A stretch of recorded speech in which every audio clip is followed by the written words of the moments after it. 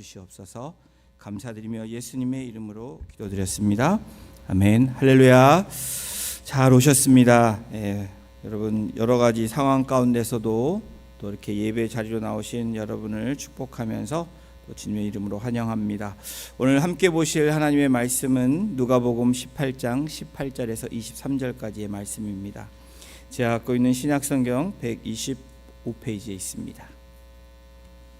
126페이지 18장 18절부터 23절까지 한 절씩 교독으로 봉독하고 마지막 23절 합독하겠습니다. 제가 먼저 18절 봉독합니다. 어떤 관리가 물어 이르되 선한 선생님이여 내가 무엇을 하여야 영생을 얻으리이까?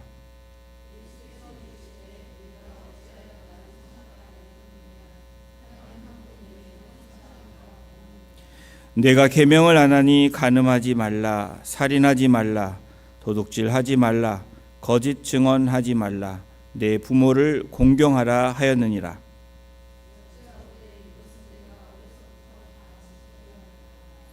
예수께서 이 말을 들으시고 이르시되 내게 아직도 한 가지 부족한 것이 있으니 내게 있는 것을 다 팔아 가난한 자들에게 나눠 주라. 그리하면 하늘에서 내게 보화가 있으리라. 그리고 와서 나를 따르라 하시니 그 사람이 큰 부자이므로 이 말씀을 듣고 심히 근심하더라. 아멘. 무엇을 얻기를 원합니까? 라는 제목으로 오늘 함께 말씀 나누길 원합니다.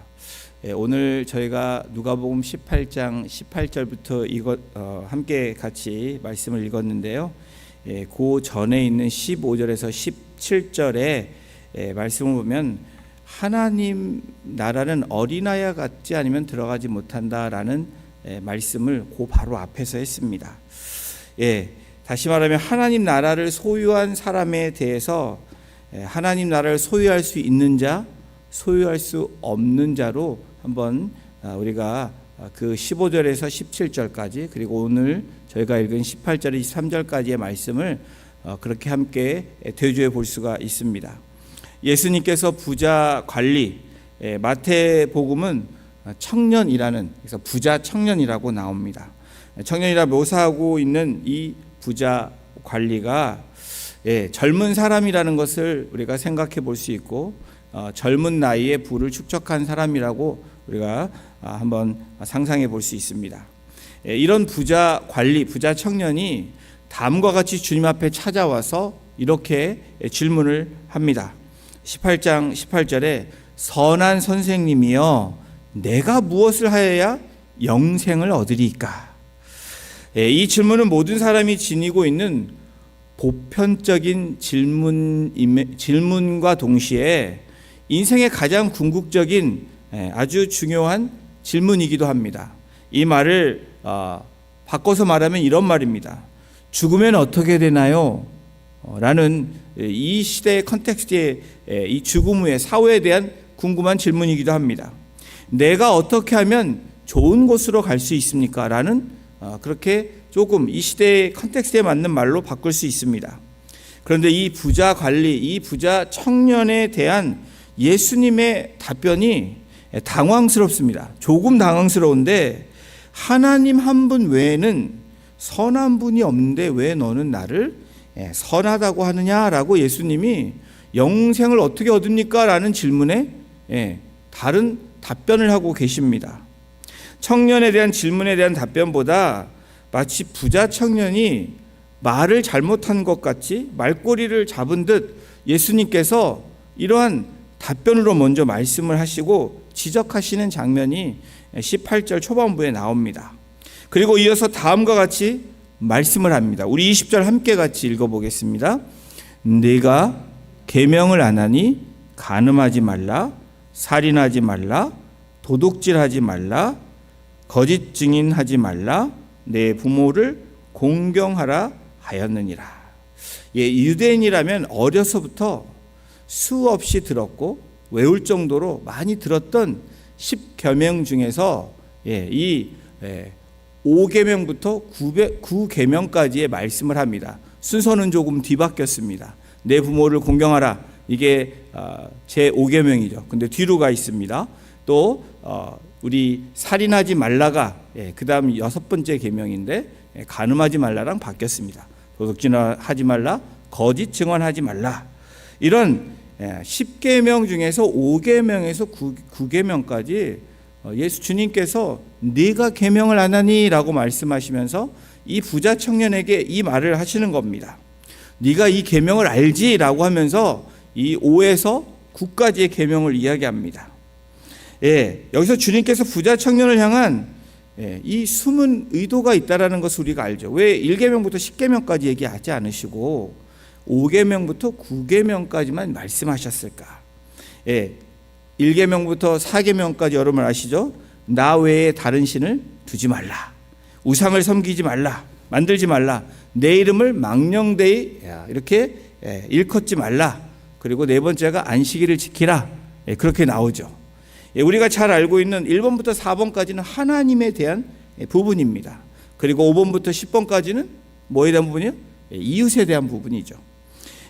어떤 학자들은 이 계명들을 주님께서 언급하지 않은 이유가 실제로 사람들이 했는지 안 했는지를 눈으로 확인하기 어렵기 때문에 아마도 주님께서 5계명에서 9계명까지만 얘기하지 않았을까. 근데 이 말에는 동의가 되지 않습니다. 그럴 수도 있다라고 생각은 하지만 그 이유 때문에 주님께서 그렇게 꼭 집어서 5계명부터 9계명까지만 이 부자 청년에게 말씀하셨을까? 분명한 주님의 의도가 있을 것입니다. 자, 계속 보십니다. 18장 21절에 이 계명을 네가 안 하니 하고 주님께서 이 청년에게 얘기하니까, 부자 청년에게 얘기하니까 21절에 뭐라고 얘기하냐면 이것은 내가 어려서부터 다 지켰다라고 아주 확고하게 확신 있게 이야기하고 있습니다. 부자 청년의 답변은 주저함이 없습니다. 그냥 확고하게 자신 있게 이야기하고 있는 본문을 우리가 오늘 보게 됩니다. 우리는 이 부자 청년의 답변에 정말 어려서부터 계명을 잘 지켰구나, 잘 살았어, 어떻게 그렇게 잘 지킬 수 있지? 라고 감탄도 할 수 있을 거고, 또 부정적으로 생각하면 어떻게 그렇게 지킬 수 있어? 라고 생각을 할 수 있습니다. 그런데 이 부자 청년의 답변에 이 공관복음 다른 마가복음 10장에 보면 주님께서 무엇라고 말씀하냐면 예수께서 그를 보시고 사랑하사라고 기록하고 있습니다. 다시 말하면 내가 어려서부터 이 계명을 지켰습니다. 주님도 이 사람이 얼마나 신실하게 잘 지켰는지 알고 답변하시는 장면입니다. 그를 보시고 사랑하셨다. 주님께서 이 부자 청년을 보시고 인정해 주시는 그러한 구절이 마가복음에 기록되어 있습니다. 이 청년은 어려서부터 주님께서 말씀하시는 계명을 나름대로 신실하게 최선을 다해서 지켰다라고 우리가 이 공관복음을 통해서 알 수 있는 부분들입니다. 그런데 그러한 청년에게 주님께서 한 가지 너에게 부족한 것이 있다라고 말씀하시는 것입니다. 그것이 18장 22절이에요. 네가 다 잘했어, 내가 알아 이러시면서 근데 한 가지 부족한 게 있어 라고 말씀하시면서 내게 있는 것을 다 팔아서 가난한 자들에게 나눠줘라. 그래서 하늘에 보화를 쌓고 그리고 나를 따라라 이렇게 말씀하시는 겁니다. 예수님의 이 한 가지, 이렇게 이야기하시는 한 가지가 어떻게 보면 너무나 생뚱맞는 답변, 말씀인 것 같습니다. 유대계 율법에 따라 이 부자 관리 청년은 나름대로 신실하게 11조도 잘했을 것이고 또 이 규례에 따라 이 법에 따라 세금을 내며 나름 잘 살았다는 사람일 거라고 추측을 합니다. 나름 율법을 지키며 나름대로 헌금 생활을 잘 했던 이 사람에게 예수님께서 한 가지 부족한 것이 있다라고 말씀하시는 의미가 뭘까? 그리고 네게 있는 것을 조금 팔아서 갚으라는 게 아니라 다 팔아서 갚으라고 말씀하고 있습니다. 나눠주라고 말씀하고 있습니다. 사랑하는 성도 여러분, 이 본문을 보면서 여러분 어떤 생각이 드십니까? 주님 너무하신 거 아니라는 생각이 드시지 않습니까? 그래도 다른 사람은 10계명도 잘 못 지키는데 그 말씀하시는 계명을 다 지켰다고 하는 이 청년에게 한 가지 부족한 게 있다라고 말씀하시면서 너가 갖고 있는 재산을 다 팔아서 나눠주라는 겁니다. 부자 관리가 주님 앞에 나와서 물었던 근데 질문을 우리가 생각해 봐야 돼요. 왜 주님께서 이 말씀을 하셨을까? 여러분, 부자 청년이 주님께 물었던 질문이 무엇입니까? 18장 18절에 어떤 질문이에요? 선한 선생님이요, 내가 무엇을 하여야 영생을 얻으리까? 내가 얻고 싶은 질문이 무엇인지를 우리도 이 부자 청년이 처한 상황에 대해서만 우리가 바라보지, 질문에 대한 간절히 바랬던 것이 무엇인지를 우리가 잠깐 스킵할 수 있는 부분이 생깁니다. 그의 질문은 영생에 관한 질문이에요. 그 질문에 대한 답변을 주님께서 하신 것입니다. 이 청년이 지금 어떤 삶을 살아왔는지 다 아시는 주님께서 네게 부족한 게 하나 있다라고 말씀을 하는 겁니다. 주님께서는 율법적인 사고를 가졌던, 나름 율법을 잘 지켰던 이 부자 관원에게 모든 계명을 다 지키는 것이 영생을 얻을 수 있는 그러한 기본 조건이라고 말씀하셨을까요? 1번부터 10번까지 그 계명을 잘 지키고 나가는 거 되게 중요합니다. 그런데 여러분, 이것은 인간이 1계명부터 10계명까지 다 지킬 수 있다, 누구도 개런티하지 못한다라는 거예요. 여러분, 우리는 때로 하나님께 응답해 달라고 때를 씁니다. 저와 여러분들이 그래요. 그런데 놀랍게도 답을 찾아서 얻었음에도 불구하고 저와 여러분들의 모습이 때로는 어떻습니까? 내가 원하지 않은 답을 듣게 될 때, 내가 원하지 않은 그 주님의 말씀을 발견하게 될 때 그것을 답이라고 생각하지 않는다라는 거예요. 부자 청년의 문제는 무엇입니까? 분명히 답을 주셨습니다. 그런데 자기가 듣고 싶지 않은 답이었다라는 거예요. 내가 듣고 싶은 답은, 그래, 너 잘 지키고, 그래, 지금처럼 잘 살아서 그렇게 구제도 하고 그렇게 해 라고 그런 기대를 했을지도 모릅니다.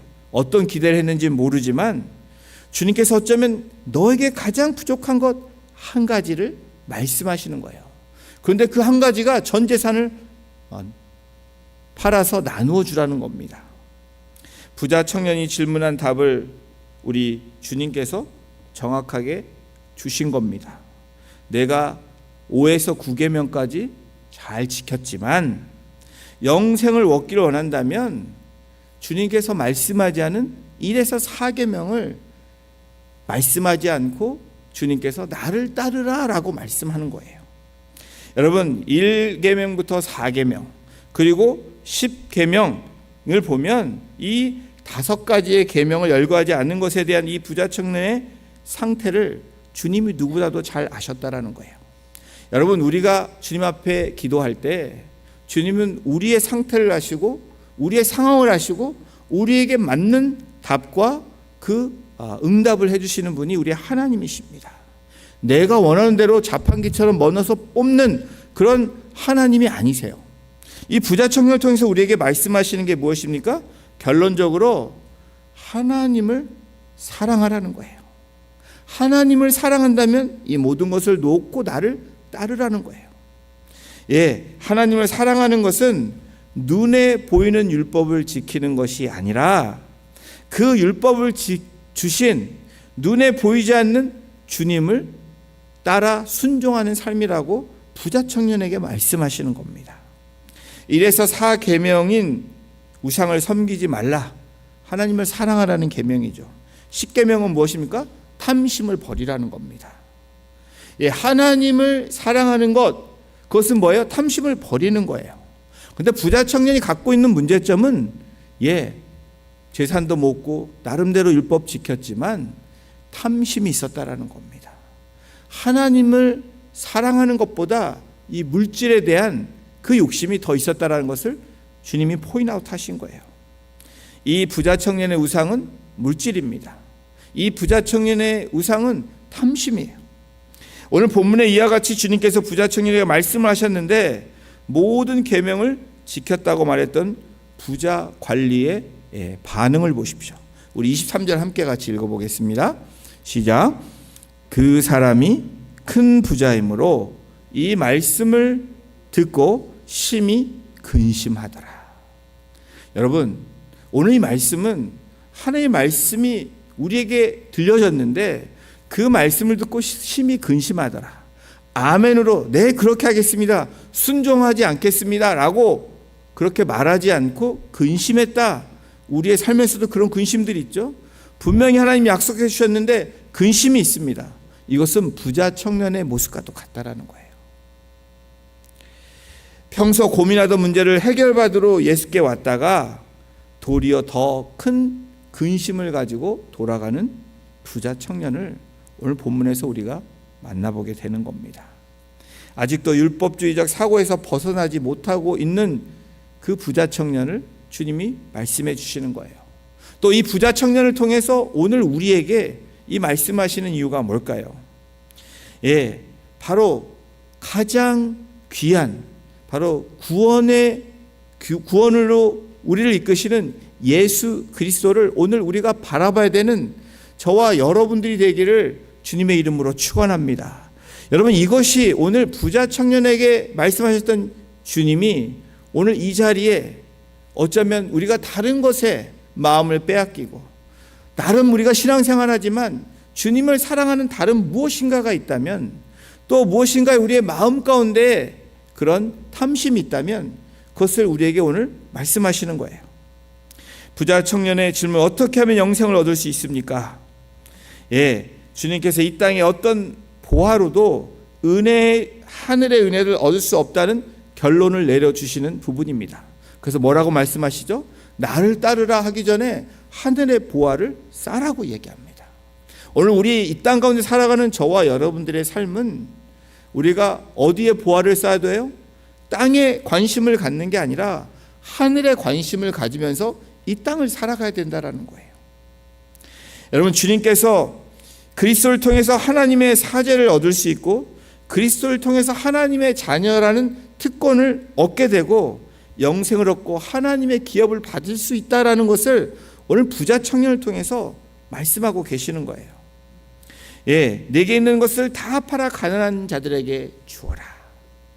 여러분, 팔 게 없다고 생각하는, 나는 팔 게 없다, 예, 나는 가진 것도 없어서 나는 괜찮아 라고 생각하시는 분들이 계십니까? 예, 그러면 여러분, 하늘에 쌓을 보화가 무엇인지 저와 여러분들이 고민해야 되고 그 보화를 위해서 우리가 하늘에 쌓는 그 삶의 프랙티스가 우리의 삶 가운데 일어나야 된다는 거예요.